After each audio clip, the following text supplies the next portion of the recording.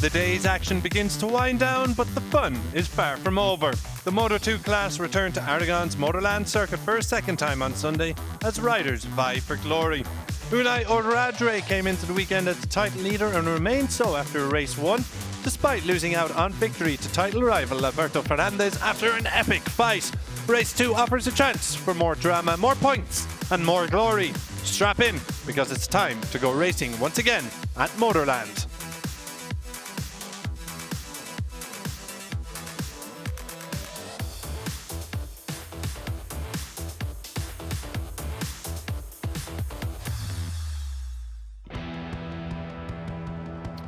Race 1 saw Alberto Sura start from pole position with Milan Pavlik fighting his way to second ahead of Xabi Zurituza.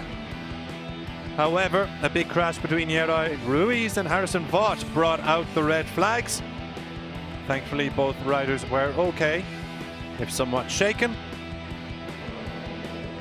And we restarted and went again, and the restart was a carbon copy of the first, with Sura taking the whole shot, Pavlich getting ahead of Zurituza.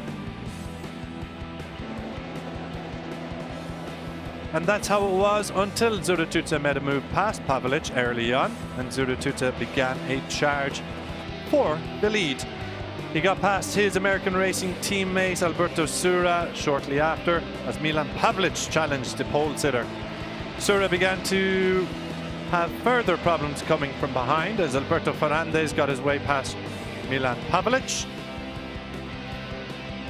Milan Pavlich and Unai Oradre making contact, but both riders continuing in the race as Danny Munoz and the Clint Ford machine began to make inroads.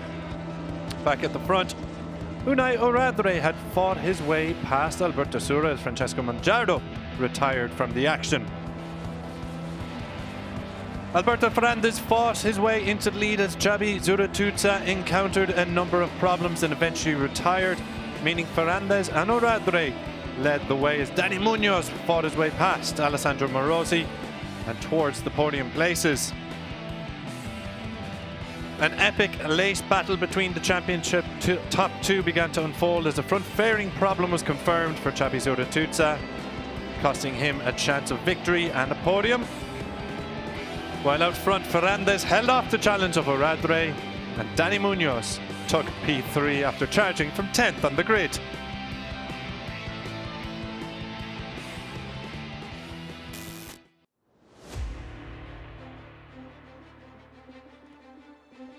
Good afternoon, welcome along to the second Moto2 race of the day, where it's 29 degrees and air temperature and very hot on track, I think is the way to say it. Yeah, absolutely. 51 degrees Celsius. Joining me in the commentary booth is Connor Doherty. I am Chris Jordan. Big welcome along to you as we are located just outside the historic racing city of Alcaniz at the famed MotorLand Aragón circuit. A brilliant opening race of the day in Moto2. Hopefully we will have more of the same. You may notice we're running a little bit behind schedule. We've had a couple red flags in some of the previous races. Thankfully, though, riders are okay, particularly in the European Talent Cup, where we had a lengthy delay. And Miroslavov, the rider who picked up the injury, is okay. So, great news to hear all around. And thankfully, we took the teams below and the marshals and the race direction all took the proper precautions to ensure everybody's safety. So we are ready to go racing for Moto2 again. As you can see, it's quite hot out there. People trying to cool off, coming up with inventive ways to do so. Connor, would you have one of them in your back pocket if it's a little too hot? Nope. I feel like here in the heart of Aragon, it could be a very useful investment. Although, as I've said previously, it's not as warm as maybe we might have expected. And some people there clearly making the trip from very far away. That's a Valencia shirt there. So, well, it's not too far, actually. We're not too far from Valencia. Maybe we're in some kind of Spanish motorcycling triangle with MotorLand Aragón and then obviously the Valencia circuit as well. Keen fans nonetheless. They couldn't wait until November when, of course, the JuniorGP season comes to a close down at Cheste. Which will be an incredible event, of course. Everyone very excited to be here. And it's great to see the fans with such enthusiasm. It's only around 2 hours, I think, to Valencia from here as well. So, yeah, why not make the trip? Absolutely. And it goes the same the other way around. Everyone in Aragon, obviously huge motorsport fans, well, maybe they should be heading to Valencia as well for the finale of the Junior GP World Championship. Alberto Sola then starting on pole position. Will he be a Junior GP Championship contender, or Moto2 European Championship contender, I should say? Sura picked up P4 from pole earlier, was very much did a bit of front running, was in those podium places, just missed out, but he did win a race, of course, down in Magny-Cours when we visited France. He has won races in 2024, sitting in the bronze medal position currently in the championship standings, and has a little bit of ground to make up. 24 points, I think he is behind Unai Radre. Milan Pavlic next on the grid. The AGR team racing rider started P3 but has been promoted to second on the grid. Yeah, he's definitely one to watch. He's been a real surprise package. We've said it from the beginning of his campaign this year as he's jumped up to Moto2 in this European Championship. He's delivered when maybe at the beginning we didn't expect him to deliver quite so quickly. Alessandro Morosi promoted to the front rows. Xabi Zuratuza, of course, has been demoted to the back of the grid. The American racing rider, tough day for Zuratuza. It has to be said, he was 1.7 seconds I think ahead so, yeah. in P1 this morning before he had a front fairing issue, which basically cost him the race. It saw him retire and call it a day. Unai Radre picked up P2. Hopefully we see a little bit more of the same of what we saw towards the end of the opening race this morning. Or Radre, the championship leader, versus Ferrandez, the rider second in the championship. The two of them really went wheel to wheel. It was a fantastic watch, and it was Ferrandez who won out in the end. Ferrandez building some great momentum. I think for the riders as well, it was absolutely fantastic, because when I was down in Parc Fermé, after that incredible battle, they both embraced each other. Like, well done. Yeah, motorcycle racing at its very best. We love to watch it. They love to be a part of it. They love to provide the show, I suppose, for lack of a better phrase. The phrase is fine. But yeah, they give the fans a show, and that's what everyone here is to watch. And fair play, it was good, hard, but fair racing. Yep. And this is what we love about this sport and this class. Yeah, just a few points between them. 9 points between them now. Radre came in 14 points. As we see, just a general fan of motorsport there, of course. Keeping cool as we can and staying in the shade. Aston Martin hats. Francesco Mangiardo retired from race 1. 2 podiums in Estoril to kick off the season. Hasn't hit those heights yet. He was on pole in Estoril as well. Hasn't quite managed to match that level of performance across recent rounds in Jerez and Magny-Cours. He'll be retired in race 1 as well, so he'll be hoping for at least to see the checkered flag. Yeah, it's a great thing about having this second race. It's a chance at redemption, and we've obviously seen what he's capable of. We saw it in Estoril, as you rightly said, so now he just has to try and return to that form that he had there and really push on. But yeah, as you say, he'll be very pleased to see the checkered flag and get points on the board there. We're looking at his... Marco Tapia we saw there, the number 8. 4th season in the Moto2 European Championship, his best result at P4. 2025 perhaps not going the way he would like. P14 in the championship, picked up P6 on opening day in Estoril in race 1, but then there's been that was matched with a DNF. Jerez a DNF, Magny-Cours a P8 matched with a DNF. So disappointment for Marco Tapia, well, not disappointment, but inconsistency for Marco Tapia sees him down in P14. Aragon race 1 saw him pick up some more points, P12. Top 10 finish on the cards, hopefully, for Tapia. He's starting 7th, so I think it's a feasible ambition. A lot of love in this sport. That there is. So, Danny Munoz, charged from 10th on the grid to pick up a first podium of the campaign, which sees him rise to 6th in the standings. Another strong result. He's got Chabi Zuratutsa ahead of him in the standings. A strong result, and take advantage of Zuratutsa starting at the back of the grid.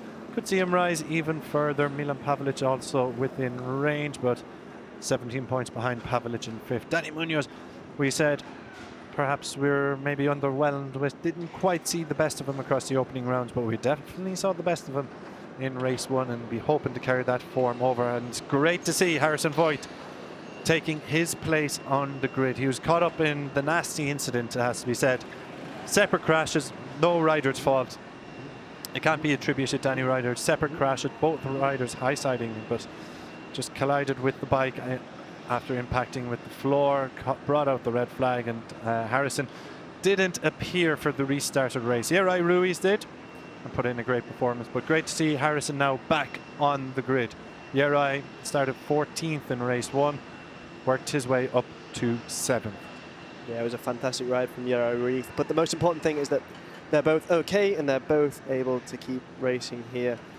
Harrison Voigt will be very keen, very much raring to go here as he looks to get some points on the board in MotorLand Aragón. It's the American racing machine then of Alberto Sura, the pole sitter, just gathering his thoughts. Pure focus, isn't it? Yeah. Now you will see a very focused face. You will not see the very focused face as the visor is already down and he is ready to get going.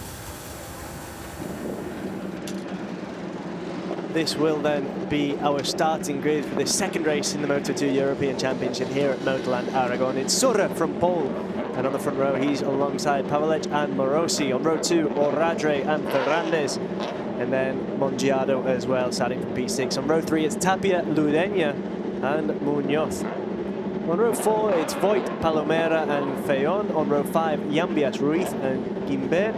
On row 6, Cruces, Moore and Volpi.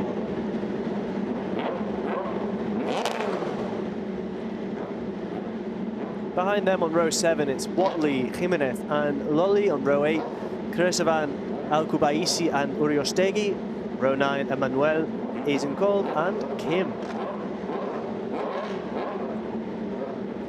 And at the back of the grid, on row 10, we've got Gutierrez and Zuratutsa. Yeah, Xabi Zuratutsa qualified on the front row, but as we mentioned, he had some technical issues in the opening race of the day with his front fairing. And unfortunately for him, he's at the back of the grid this time around because he ignored the black flag with the orange circle earlier. So he was to be withdrawn as the marshals had spotted his indiscretion and his front fairing. So having ignored that, he has been handed a back of the grid penalty. Very frustrating for a rider of his experience as well to have failed to comply there. He'll be kicking himself. And starting from P29, well, it's not ideal at all, especially after such a fantastic opening race here in Aragon. Yeah. Keep an eye on the number 85, though. He is a big talent. He's alongside the number 99 of Oscar Gutierrez, who you may recognize from the Moto2 World Championship. Oscar has also appeared in a couple of Moto2 races this year in the World Championship stage. So both of those talented riders starting at the back of the grid. Let's see if they can work their way through to the point scoring positions and perhaps something even more. So around we come. The final couple of left-handers, the final right-hander and then a left-hander before we get to the last pair of left-handers after this long front straight. The championship standing sees Unai Oradre hold a 9-point advantage over Alberto Ferrandez. Alberto Sura sitting in 3rd ahead of Milan Pavlic, a little further off the pace, but one bad day for Oradre or Ferrandez matched with one good race for Sura or Pavlic could see the landscape of the championship shake up. Absolutely, that's one of the reasons why this is so exciting. Racing in the Moto2 European Championship, just a swing one way or the other could mean so much to the championship, and we could well see it here today in race 2 in Moto2 at MotorLand Aragón. with the battle that we enjoyed in race 1 between Oradre and Fernandez. Well, there's nothing in it between them now. Looks like we are set to go. Danny Munoz, one of the riders, pulling up last to his grid position, but it looks like we're almost ready to go. Turn around, young girl, because the action is on the other side. It's Moto2 Race 2 from MotorLand Aragón, coming to you live, and we're just about ready to go. As the eyes on the lights, there seems to be a slight delay. It's Alberto Sura starting from pole position. The focus is intense. The safety car is here. The red flag is gone. The lights are about to turn on, and we are about to go racing. Alberto Sura is off from pole position. It looks like Milan Pavlic, though, has had the better launch from the line. He's got the inside line, but Sura does take the whole shot indeed. But who's that hanging around the outside? Is that Francesco Mongiardo? He's pushed himself up into the fourth position behind Unai Oradre. Yeah, absolutely excellent there. And Unai Oradre getting away well as well. He'd struggled previously, and this time around, at this time of asking well, he's delivered. Oh, and there's a big crash there as well, further back. Yeah, we have a rider down at the back. It's one of the FIM 55 racers. I'm not sure. I think it could be either Marco Tapia or Francesco Mongiardo. Yellow flag is out. Yeah, yellow flag is out at turn 3, but we continue racing back out front. Alberto Sura over Milan Pavlic. Alberto Fernandez has worked his way into third position with Unai Oradre in fourth. Alessandro Morosi started on the front row, but he's dropped 2 positions. He's running in fifth. Marco Tapia and Mongiardo are both still there. I think it was Abdullah Al-Kabasi who's actually crashed out on the FIM 55 machine. So my apologies to both Tapia and Mongiardo. It's Mattia Volpi and Abdullah Al-Kabasi. Both riders have gone down. Disappointment for both of them. Yeah, absolutely. Hopefully they're both okay, of course. And their safety and security is the most important thing. So, away we go on the first lap, coming towards the turn 15 through the final right-hander of the circuit here. At turn 14, left through 15, the long back straight then, and look at this gap that Alberto Sura has opened up already, half a second at least back to Milan Pavlic. Alberto Fernandez then in close attention to the Polish rider Pavlic, who sticks his leg up in the air, runs it wide. There's a reason. Oh, it's a red flag. Okay, so safety paramount first. Absolutely. We have both riders down.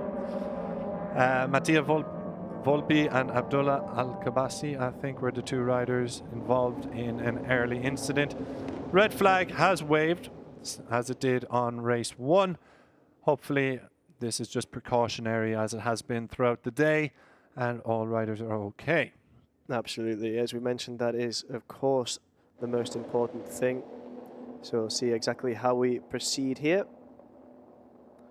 and see how long it takes until we get things back underway. Hopefully, of course, the riders are okay. So we see the bike of Unai Oradre, our current Moto2 European Championship leader. The team's just working to make sure everything is still working and that everything's ready for when we get things restarted here in Aragon. Yeah, so we should have a quick restart procedure. We'll bring you an update once we know ourselves of when the pit lane will open and of how many laps the race will be. Whoa, my word, that is a massive, massive crash. Oh, Mattia Volpi has... Oof, that is a nasty, nasty crash. So there must have been some separate incidents there as well, because we had 2 riders down in terms of Volpi and Al-Kubaisi. Yeah, well...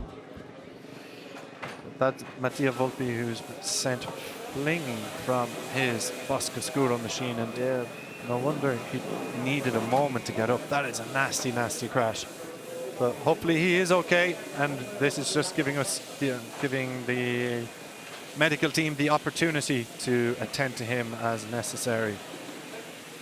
It's also really interesting to have this opportunity to see him within the box, see everyone working as hard as they can. You can hear the machinery working there. I'm not sure if that's some kind of power drill or what it is, but the team working desperately to get everything. Yeah, it's to keep the heat and the airflow going through the bike of Ines Kersneva, the teammate of Unai Oradre. So it looks like we're going to have, I won't speak too soon as our timing screens have changed, but I'm still awaiting confirmation, but it looks like we will have a restarted race and a shortened race distance frustration, you would have to say, perhaps, for Alberto Sura, who had built up a huge advantage. He had nearly 0.6 of a second, I think, coming around the final pair of left-handers here in Aragon by the end of the opening lap, and was looking good. Now, of course, there was still a long way to go, but Sura will need to get a good start again. Yeah, he'll really be hoping to get away well from pole position. He did so well in qualifying to claim it, and now he's got to make it count this time around. He wasn't able to do so at the first time of asking. Here we see the Andefer American Racing Machines, Xavi Zuracruza and Alberto Sura. Oh, pole sitter there, just having a quick word. Yeah, just a quick debrief of the action so far. Xabi Zuracruza had a quick look at the timing screens before they reset from the back of the grid. He had worked his way up very towards just outside the point scoring positions. I think he was running in 17th or 18th, so Zuracruza will be looking for a strong start again. Yeah, absolutely, and he's got the experience that he needs to be able to do that. He's just got to try and deliver once we get things underway once again. Great work, though, the Andefer American Racing team are doing in this European. Johan Gimber, 7 fans. Oh, wonderful. Excellent. The Johan Gimber support fan club have come down. It's quite a novel way as well to have a banner.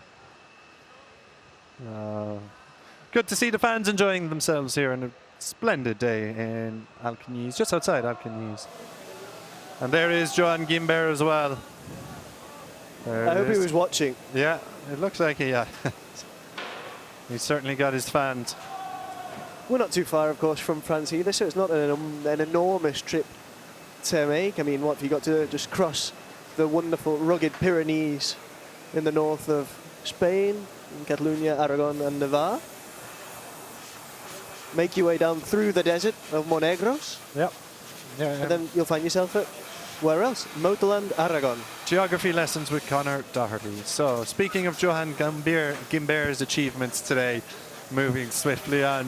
It was a start at P15, but a solid race actually from Gimber, the French rider. Got himself into the top 10 earlier this morning. So he's sitting 12th in the championship. Second best result of the campaign, because at his home event in Magny-Cours, race 2, saw him take a top 6 finish. So, information coming through. Quick restart procedure. Pit lane will be open at 3:45 for 60 seconds. 9 laps race with the original grid. So it will be a 9-lap race. Riders will take their original grid position, similar to what you can see here. Yeah, we can just see the Sura getting away so well. The pressure was put on by Milan Pavelic, but he was unable to make his initial start count, and then Sura just breaks away so well. Yeah.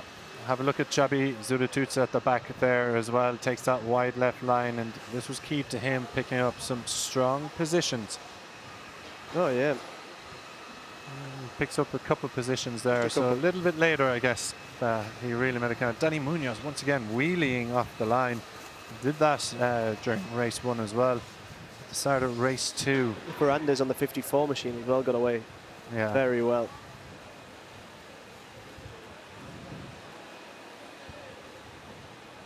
But yeah, Sura just so well there to get the whole shot.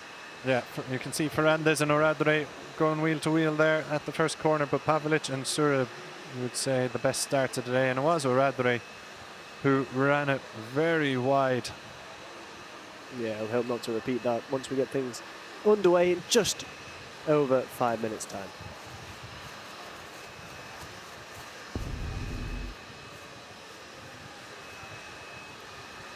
Confirmation then at the bottom of your screens that the pit lane will reopen at 3:45 for 60 seconds. Riders will take their original places on the grid, and we will have 9 laps of Moto2 action coming your way very shortly. It will be quite frustrating for Xabi Zuracruza as well on his Andefer American Racing Machine, because if we'd had more laps, he would have had more time, more opportunity to try and find his way through the field. We saw that he'd done incredibly well just in what we had before that red flag, but with more time, he's got more of an opportunity to challenge even further up the field. Absolutely, he'll just have to do it again. And he had a good start at the original lights out. Let's see if he can. Let's see if he can do it once again. So we do need to keep an eye on a number of riders a little bit further back off the front two rows. We pinpointed Marcus Ludenia. We earmarked him in race 1. Picked up a solid finish. Danny Munoz, of course, on the podium, as we see some of the fans having a lot of fun. And why not? It's a great day to spend the Sunday watching bikes spin laps. A few Aspar CF fans, absolutely, as well. Maybe also from Valencia. Future racers all around. Absolutely. You've got to find a way to enjoy your time here in these brief reprieves from the action. Oh, well, the shirt, I don't think that shirt is going to stay on him anymore.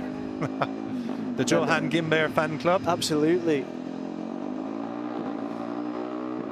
Someone on the good at that. Someone going down the service roads trying to find a great place to watch some Junior GP action. I'm sure, right up and in the excitement if you go down that road. That's it. So just a matter of minutes now before we'll have bikes on track again. Alberto Fernandez there getting into the zone. It is hot out there, and it gets even, it's 28, 29 degrees air temperature, but when you're in the pit lane with bikes and engineers and everything going down, it's a heat trap. Absolutely, and you've got to find a way to keep cool up any way you can, but he's getting his focus. I suppose it gives us a good chance to talk about Alberto Fernandez and his achievements this year. You know, he's picked up a couple of wins. There was a few wins. He's picked up a third win this morning, but second in the championship. But we've seen him in years gone by in the Junior GP category in the Moto2 European Championship, constantly challenging for those podiums and a front runner. This year it seems he's really matured into one of the leading lights, but you would have to say, like, if you're on the Moto3, Moto2 World Championship scene, he's one of the riders who's potentially catching the eye here. Of course, there's the likes of Sura and Unai Uradri. Milan Pavlic has done a brilliant job. Danny Munoz we've seen on the World Championship stage already, but Fernandez, you feel, has the ability and the style of riding to make it work at the highest level. I think you're right there. I think it's just a matter of time. You talk about keeping an eye on what's going on here in the Junior GP paddock. I think it's not just an eye, I think it's a microscope, because everything that happens here is being assessed by teams on the World Championship stage. They're looking to bring talent through, and talent is something that this paddock has in absolute abundance. Talent from all over the world, and that's why we get treated to such incredible racing in the FIM Junior GP World Championship. Fernandez, I wouldn't be surprised to see very, very soon on the World Championship stage, and he's a rider that arguably, if he keeps up performing like this, deserves to be there as well. Yeah, it truly is a breeding ground for talent, the Junior GP World Championship as a whole, between the Junior GP category to the Moto2 category, and of course European Talent Cup and Stock 600s. It's a breeding ground for talent. We've seen riders, of course, come through the ranks of European Talent Cup to Junior GP to Moto3 to Moto2 to MotoGP. Some riders come the path less trodden that go Moto2 European Championship, skip the Moto3 bikes because perhaps they just don't suit that type of bike. They prefer the bigger bike. You know, you look at Fermin Aldeguer, immediately springs to mind. Alonso Lopez, Senna Aegis, all have come through the Moto2 European Championship. Yep. Fermin Aldeguer was even in the Stock European Championship. Eric Fernandez now a full-time rider in the Moto2 European Championship.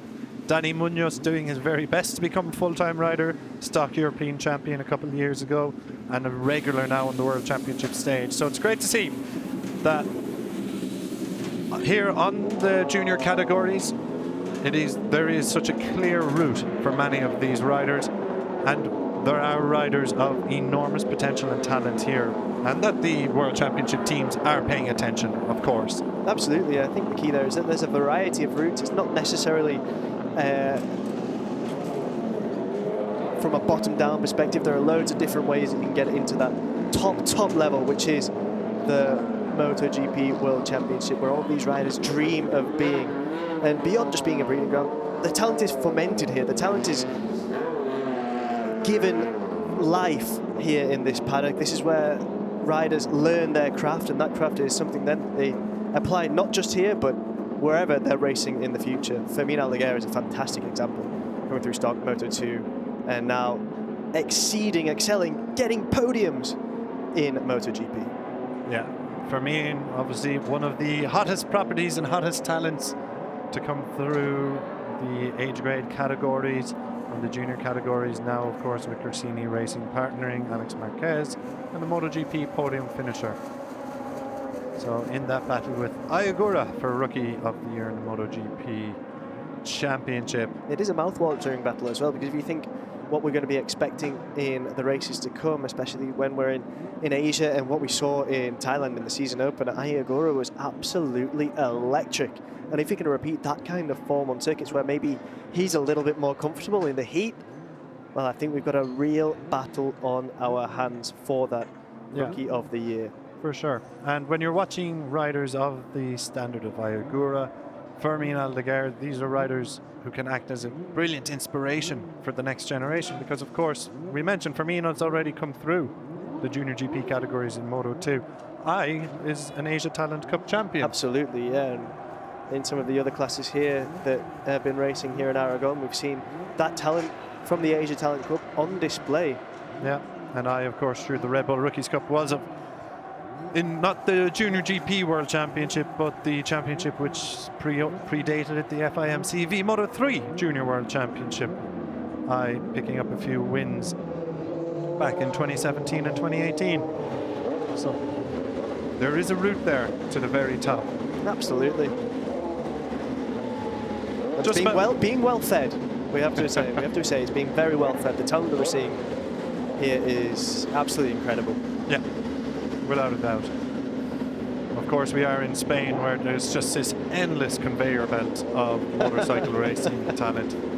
Every time you hear of the new Marc Marquez, the new Pedro Acosta, every time on the Moto3 Junior GP circuit, a new rider comes and just wants to have their name said in the same breath of some of not just Spanish legends, but motorcycle racing legends. Okay then, so ready to go once again in Moto2. Quick start procedure is underway. We'll have a warm-up lap and have another spin around MotorLand Aragón. Yeah, it's an absolute pleasure to be here in MotorLand and bear witness to races of this caliber, and particularly with you, Chris. My word. The pleasure and privilege is all mine. So, warm-up lap underway. We saw Alberto Sura, just as a reminder of what happened if you're just joining us now. Alberto Sura started on pole position, got the whole shot as Milan Pavlic and Alberto Ferrandez filtered in behind the pole sitter. However, Mattia Volpi suffered a large high side and big crash at turn 3 just shortly after lights out, before we'd completed one lap, and the red flag was waved, and rightly so, as Mattia was tended to. But we are ready to go racing again. As it gets warmer and warmer, 29 degrees now the air, 51 degrees the track. So yeah, it's becoming quite a balmy, as you say, evening. Yeah. Or late afternoon, really. We're not in the evening yet, are we? Yeah, absolutely. 51 degrees track temperature. It's almost too, you could nearly say too hot. It's going to have an effect on tyre wear, absolutely, as the laps progress on. It's going to have an effect on the riders. It's been a long day for the riders too. Fatigue certainly will come into play. Absolutely, but then with 2 races, these are the kind of things that riders have to learn to manage. It's part of racecraft, managing those tyres. It's an incredibly useful talent for them to build experience with and to use to their advantage. We've seen races with the likes of Enea Bastianini, for example, who have late race pace because they're capable of managing those tyres so well. Yeah, absolutely. Tyre management will be crucial with such hot temperatures below and a scorching heat above, as we see the backdrop to MotorLand Aragón, the rugged terrain. Taking a look around, following some of the riders around as we go and roll up to our grid positions. The red flag just out in front of the grid, as it always is, signaling for them to stop.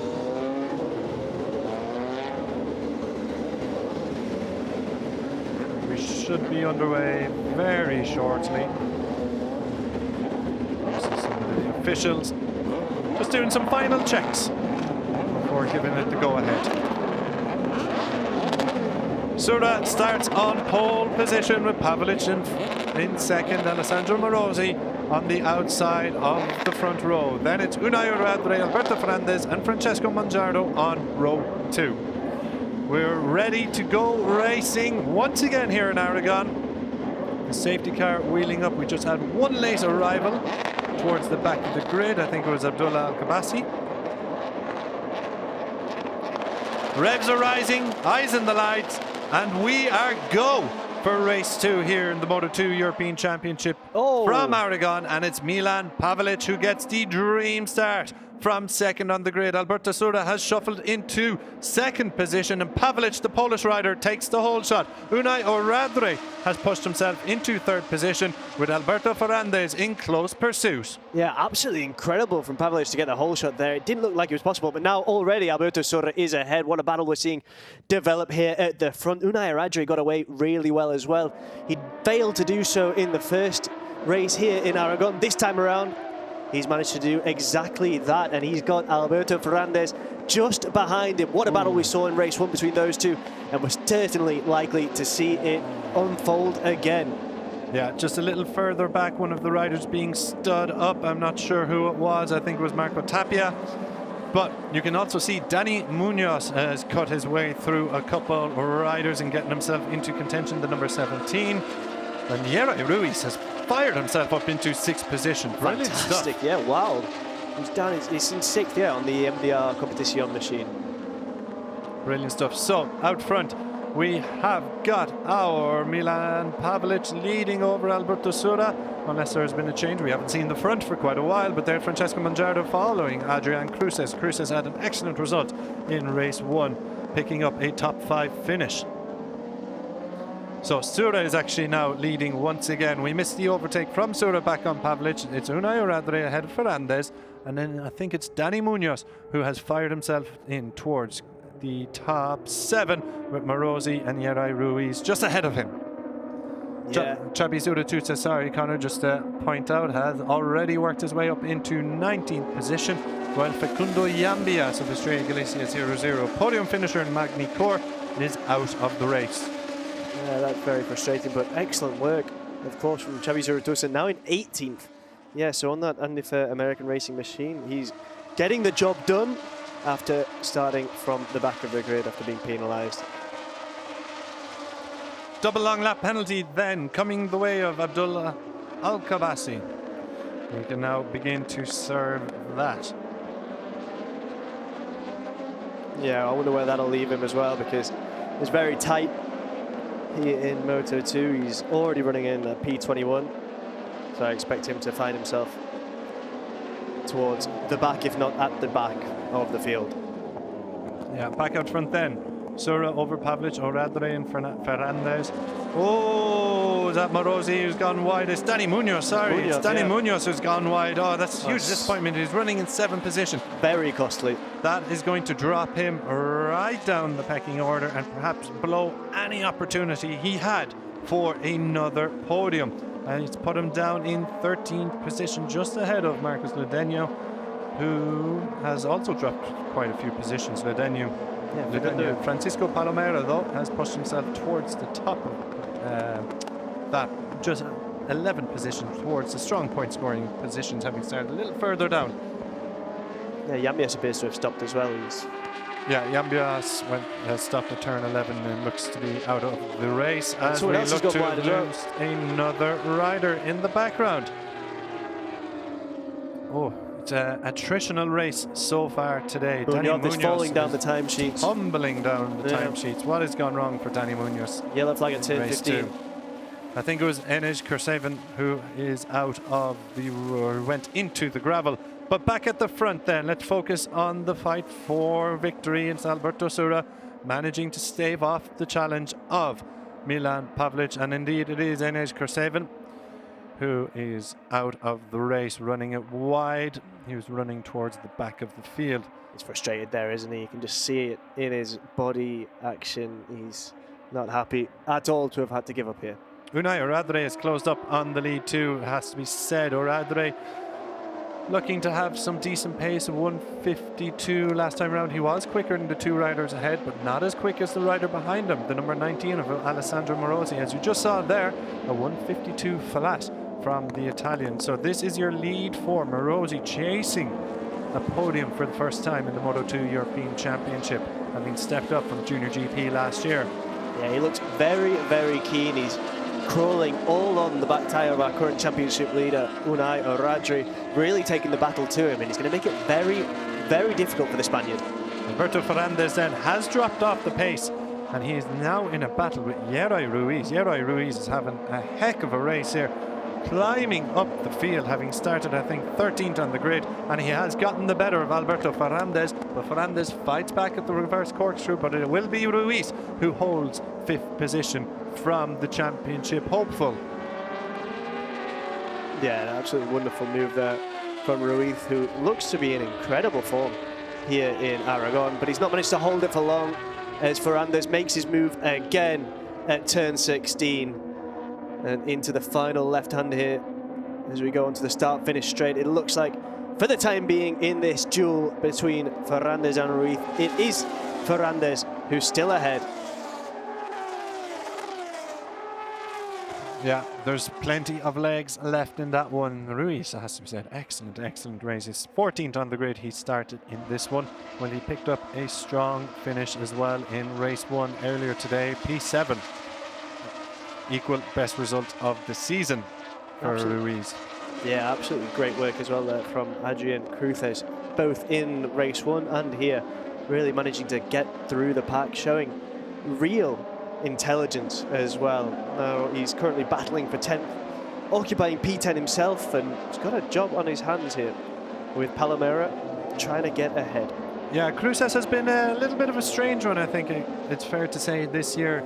Stepping up from the JuniorGP category, he was a huge talent in that and always fought at the front, and he has still been a huge talent. We've had the pleasure of commentating on races of Cruces where he has come from deep on the grid to get himself into strong point scoring positions. But in Estoril, it happened twice that he retired. P21 then in Jerez, not exactly the result he would have been looking for, but then a P5 in DNF did not start in Jerez, and a P21 in Magny-Cours before he finally got points on the board with a P5 in race 2 Magny-Cours. Backed that up with another P5 this morning. He has a habit of charging from deep. Another top 10 finish is in the offing for Cruces as he continues to adapt to Moto2 machinery. As we look at Pavlic pull out of the slipstream of Sura, looked like maybe he was going to have a little luck up the inside, but didn't fancy it in the end. So Sura is still going to lead and lead over the line. Will we see a change of hands? Lead change hands going into turn 1. 3 riders in close succession. Alessandro Morosi is charging hard here, and Pavlic does have that little look up the inside, but now he's left himself exposed, has he, to Morosi? No, he's managed to close the door on the Italian again. Yeah, it's Ruiz as well who's currently ahead of Ferrandez in the battle for 5th, and one of those two has to start bringing other riders into this battle for the podium at the front, because time is running out. There's just 5 laps to go here. Oradre then trying to hang it on the outside of Alessandro Morosi, but Morosi doesn't let him through, goes very defensive, but now Oradre does have that inside line and does make a move.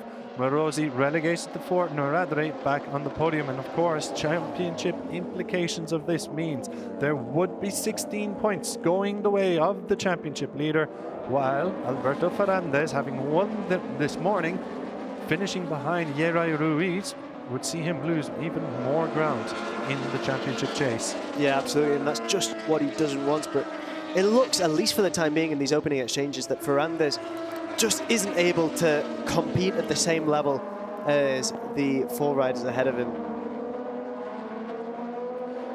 So your front four are led by Alberto Sura, but it's a question of how long, because Pavlic has now shown the wheel to him on a number of occasions on this lap. Does he fancy a move up the inside at the back end of the back straight at turn 16 through 17? Will Pavlic get close enough to make a move for the lead? He pulls out of the slipstream, but he's not going to be close enough, and he might have problems coming from behind of Unai Oradre. But no, it's as you are, 1, 2, 3, and then it's Morosi in fourth with a 1.3 second gap back to Alberto Ferrandez, who seems to have gotten ahead once again to Yera Ruiz. There's the number 85 of Javi Zuratutsa. He is now inside the top 10, having started at the back of the grid. So brilliant recovery ride from Xabi Zuratutsa. Yeah, the Basque rider doing absolutely incredibly there to go from the back of the grid up to P10. You do wonder what the limit is with a rider of his experience and his caliber. Oh, is he going to be able to move forward any further? There's Oradre trying to go for it on the inside there, but just Pavlic too strong in P2, manages to keep hold of it, but this battle for first is showing no signs of abating. Yeah, Oradre fired it up the inside, but on the cutback was Milan Pavlic, had it under control the entire time. Oradre couldn't get the bike stopped in time, but they're still all hot on the tail of Alberto Sura, the number 67 pole sitter from Italy, a race winner in the class.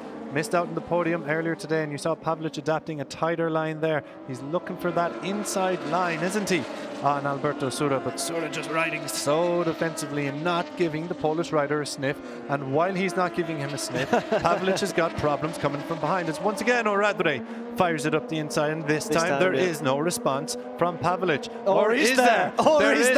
And this is what we want to see, wheel to wheel. Brilliant cut back there through turn 13, and now it's all kicking off. Oradre once again fires his way through, and they go shoulder to shoulder here, but it's going to be Oradre who has the drive out of turn 15 coming down the back straight, and there has been a change of hands for second place. Yeah, absolutely, and Sura is going to be so thrilled with that little battle that's happening behind him, because it means that he can extend his lead a couple of bike lengths at this point in time. But if those two keep their gloves off and absolutely going for it against each other, well, it's going to play into Sura's favour. But Oradre looks like he might be able to get himself into position to make a move here. No, not quite. And Pavlic needs to be careful as well, because Morosi has been exceptional so far and will just be biding his time as well. Yeah, Pavlic has got some problems coming from behind in the form of Alessandro Morosi, who started from the front row.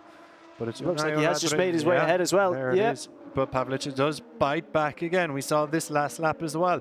Pavlic will not go down without a fight, but Oradre got the better of him last time around. Will Morosi get the better of the Polish rider with, what, 2.5 laps remaining? Yeah, absolutely. These four leading riders are delivering an absolute exhibition. And just behind them, the person that's got the best seat to the show. There it is. Yep, into the reverse corkscrew. Oradre takes the lead. As he lost a little bit of drive coming out of that. He does have a twitch, but he holds on to the lead ahead of Alberto Sura. Well, then it is Milan Pavlic, but you could throw a blanket over them.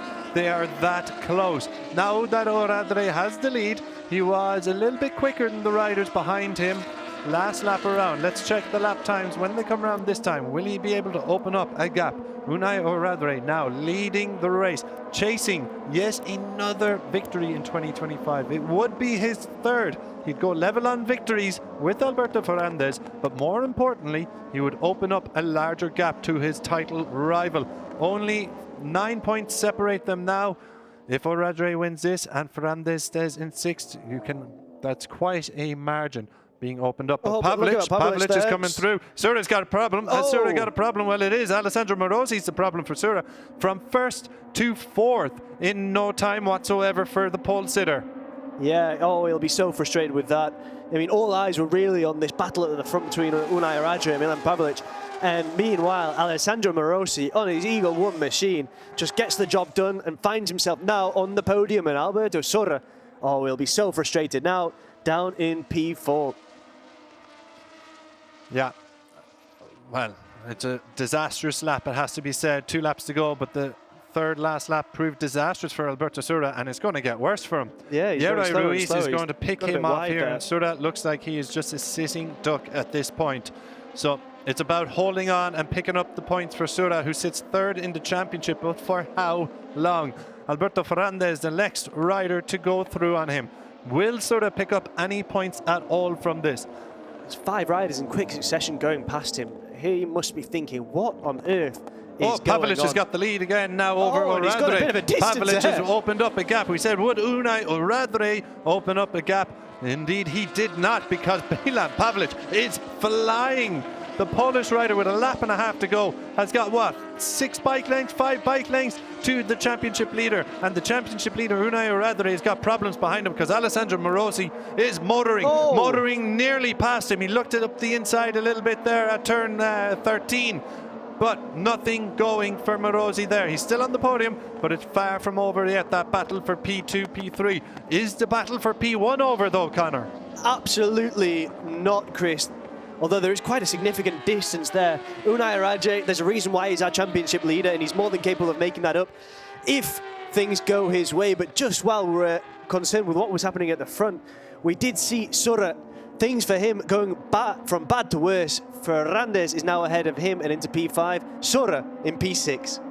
Last lap then here in race 2, Moto2 Aragon.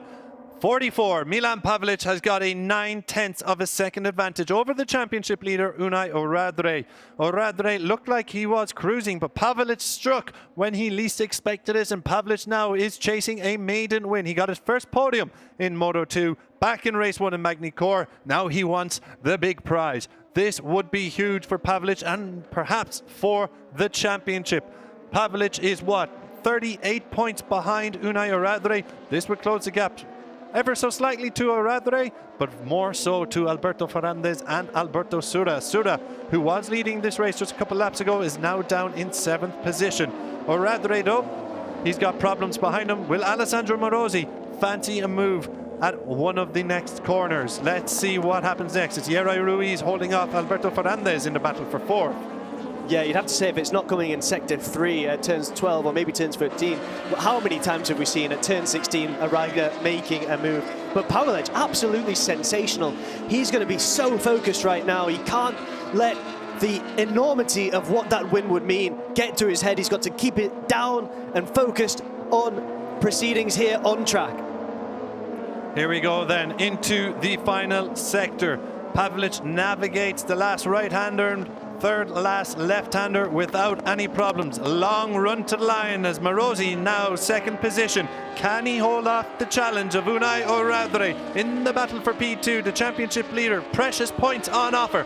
Pavlic has got it covered. What about 2nd place? Oradre fires it up the inside. Can Morosi get him on the cutback? He absolutely can. Oradre doesn't get it stopped on the brakes. Pavlic is going to win. Morosi's going to take his first podium, beating the championship leader to 2nd. Oradre in 3rd. Ruiz 4th. Ferrandez 5th. Brilliant, brilliant race. What a performance for Milan Pavlic. He got his nose in front and he bolted. Absolutely. Take a bow, Milan Pavlic. Conversely, though, Alberto Sura will be so frustrated after dropping down there. He actually crossed the line in P8, so just dropping there over the course of maybe 2.5 laps, 7 positions, because he was leading and doing so well. And then we can just see Alberto Ferrandez there with a wheelie there, celebrating his P5. Yeah, 8 points come in the way of Alberto Sura, but it's not enough to keep him 3rd in the championship after Pavlic's win. Pavlic should move up to 3rd position with Oradre picking up a podium and extending his advantage over Alberto Ferrandez to, what will he extend it to? To about 15 points, I think. So back to where we began the day, more or less. Trading blows. So, as there have been tributes all day to the late Pau Alsina, it's been an emotional day with plenty of touching tributes from riders across all categories. The number 19 of Alessandro Morosi bears one of the flags and he picks up his first ever podium in the Moto2 European Championship. Super stuff from Morosi. Started on the front row, qualified 4th, but with Xabi Zurututsa's penalty for race 2 was promoted on to the outside of the front row and very much made it count. P2 for the Italian, his first podium in the class.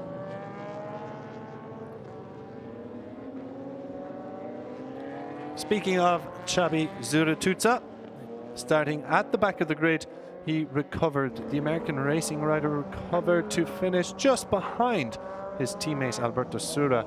Sura in 8th, Zuratutza in 9th. Unai Oradre remains on top in the championship standings then.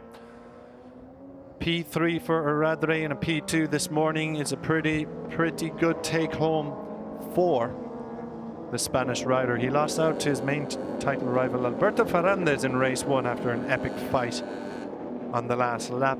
But a P3 here, not the win he was going for, nor the P2, but when he sees Alberto Ferrandez finished back in 5th position, I'm sure he will be happy.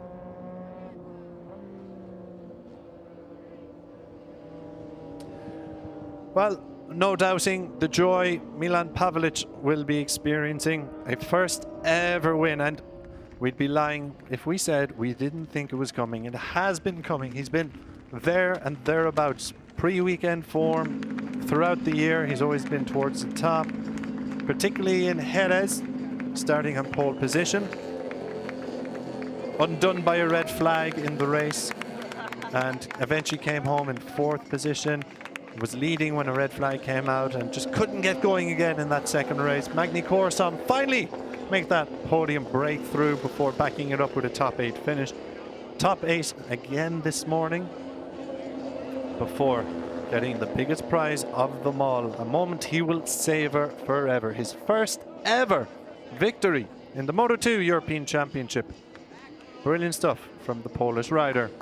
Alessandro Morosi then, the number 19, wheels into pit lane and park firme. Celebrations down the AGR team.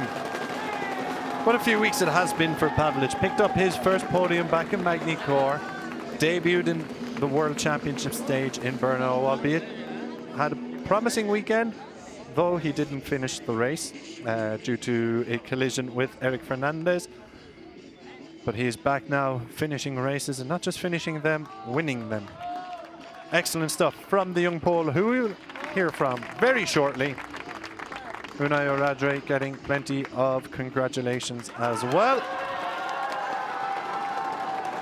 And you can hear the roars from the Eagle 1 team as Alessandro Morosi delivers a podium.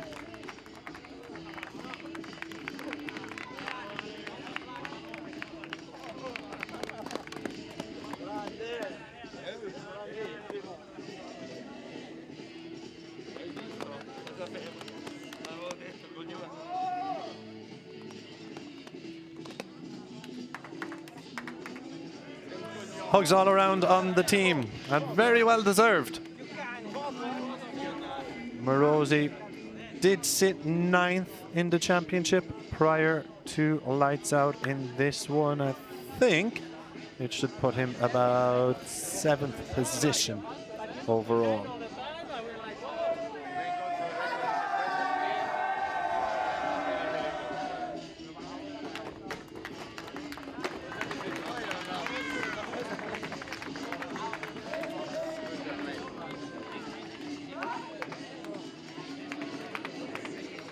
So that is your race winner, Milan Pavelic. And this is how he did it. Unai Oradre leading. Pavelic getting past the championship leader. Just in front of the iconic Aragon wall at turn 12. From there, he opened up a gap, and there was no stopping him. A 1.9 second advantage in the end to Morosi. The number 44, with a moment he will savor forever. The first ever victory, 25 points, and a title tilt in full flow, you would have to say. He's down in Parc Ferme with Connor, and we can for him now. That's right, Chris. I'm here with Milan. That was an absolutely incredible race. The battle looked really fierce, but then at one point you just opened the throttle and created a huge gap, and now you are a Moto2 European Championship winner. I can see from the smile that it means something to you. Tell us exactly what. Yeah, for the whole race I was keeping the tire, saving the tire behind the Sura. I see the other was having a better pace, so he passed me. I was trying to follow him, but I see it's two laps to the end. My tire was much better than him, so I pushed everything, and finally we're here in the first place. What can I say? I'm very happy. Thank you for my team and everyone who support me. And in Polish, please. Co mogę powiedzieć? No zarąbisty wyścig, w końcu podium, drugi raz z rzędu. Na Francji też było. Bardzo się cieszę, nie mogę tego w sumie przeżyć, nie wiem co powiedzieć, ale co, dziękuję za wasze wsparcie i Polska górą. Congratulations, well done, great ride. Alberto Sura started from pole position in the Moto2 race from Aragon, and he got the perfect start in the initial lights out, but Mattia Volpi suffered a massive high side, which brought out the red flags. And we did go racing shortly after. This time around it was Milan Pavlic who took the whole shot ahead of Sura, with Unai Oradre in third position. Sura though did fight back to lead. Well, at the back, the likes of Dani Munoz tried to get into contention, but ran it wide, dropping him down the pecking order before he was out of the race completely.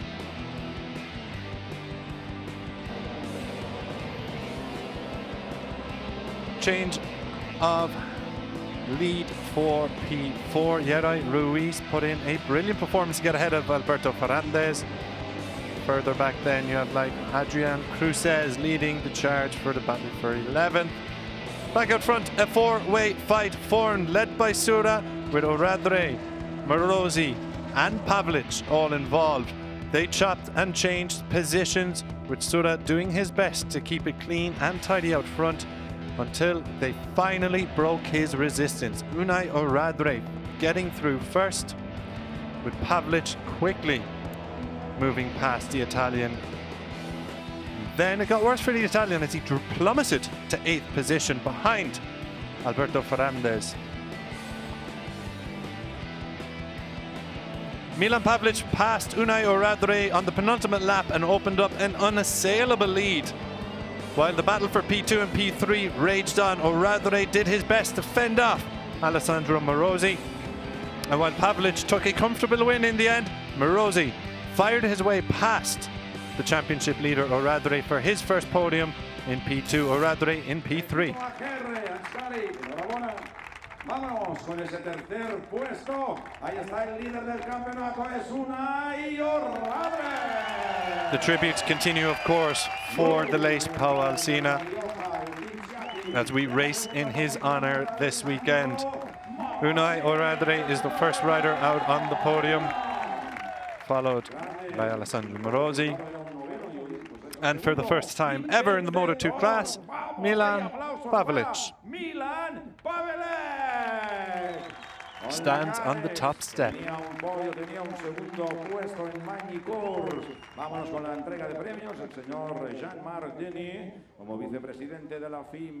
Mr. Jean-Marc Desneux, Vice President of the FIM Europe, handing out the trophy to the team representative. De nuevo Jean-Marc Desneux como vicepresidente de la FIM Europa, entrega ahora y felicita. Unai Oradre picks up a P3 trophy for the first time this season. He's already got a couple of P2s and winners trophies from the season. Mr. Jorge Penades, MotorLand General Manager, then hands Alessandro Morosi his first ever trophy. P2 in the Moto2 class. Well, it's a first ever winner's trophy for Milan Pavlic in Moto2. And look what it means to him. It's time now for the Polish national anthem.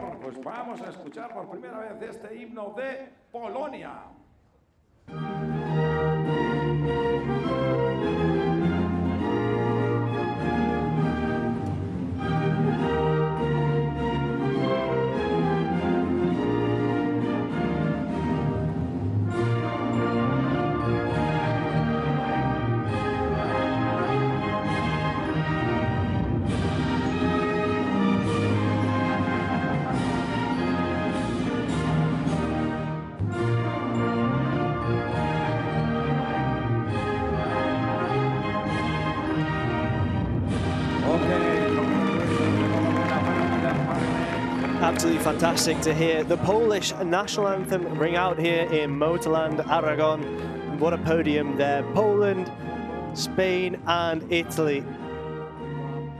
All three flags there as we get ready for the podium photo. After a fantastic race in the Moto2 European Championship. Two fantastic races today. In the latter, these are the final results. Pavlec with that first win. He was followed on the podium by Alessandro Morossi and Unai Oradre. In fourth, Uri Ruiz. In fifth, Alberto Ferrandez. In sixth, Francesco Mongiardo. Seventh, Marco Tapia. Eighth, Alberto Sorra, who dropped down all that way from P1. And then ninth, Xabi Zurtuza, who conversely made his way from the back of the grid. Then in 10th, Harrison Voigt. 11th, Palomera. 12th, Gimbert. In 13th, Felon. 14th, Gutierrez. 15th, Moore. 16th, Ludenia. And in P17, Watley. Then after that, in P18, we had Christian Lolly. In 19th, Juanpe Uriostegui. In 20th, Abdullah Al-Kubaisi. In 21st, Emmanuel. 22nd, Aizen Kolb. 23rd, Kim. And out, Cruces and Jimenez. As well as Munoz, Kursavan, Yambias and Volpi.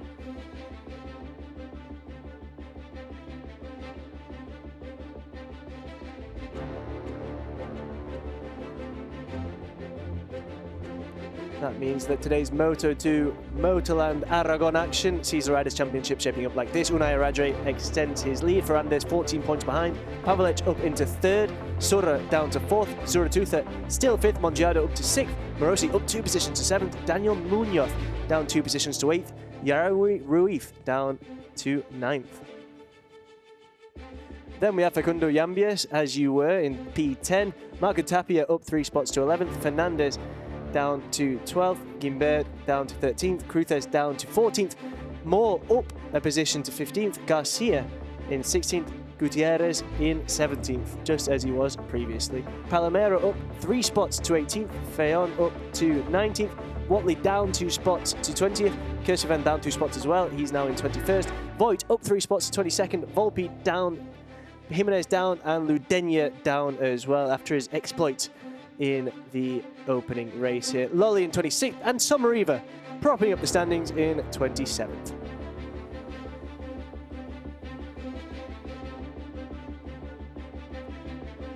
Well, there you have it. The Moto2 European Championship racing here in MotorLand Aragón comes to a thrilling conclusion with a new figure taking to the top of the podium for the first time in the shape of Poland's Milan Pavlec. We've still got racing in stock for you to come, so make sure you don't go anywhere.